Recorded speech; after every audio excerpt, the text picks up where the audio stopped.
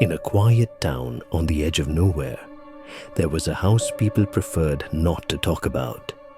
Its windows were dark, its walls cracked, and the air around it seemed heavier than anywhere else in town. Locals whispered about the room at the heart of the house, the one that watched back.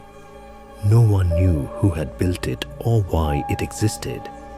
Some said it had always been there, standing silently while generations of families passed through its halls.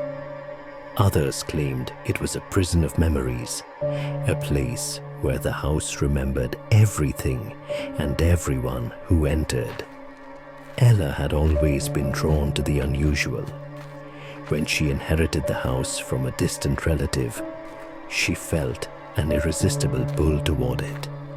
The townspeople warned her, "Don't go into the room." But curiosity has a way of ignoring warnings. The moment she stepped inside, the air grew heavy.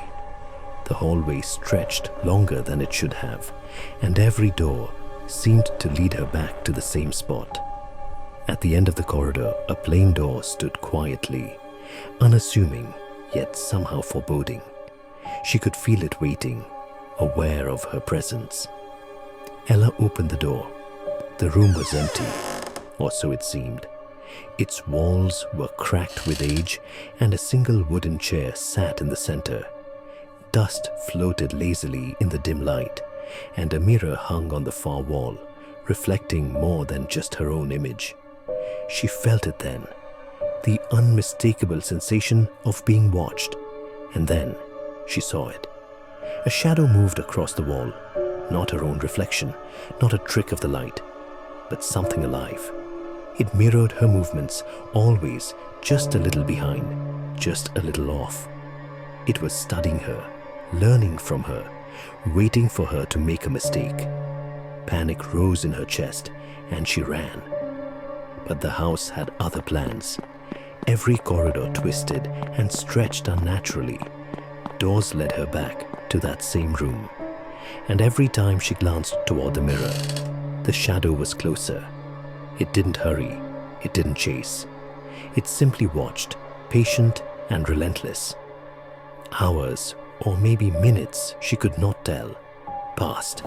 The room felt alive, breathing around her. The chair, the mirror, the walls, even the floor seemed to pulse with awareness. No matter where she went, the shadow was always there, waiting. Finally, she understood. The room did not just watch.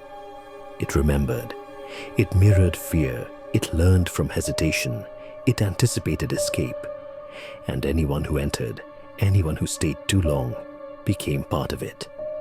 Now, the townspeople speak in hushed tones of a young woman who disappeared into the house. They say the room still waits, patient, silent, eternal.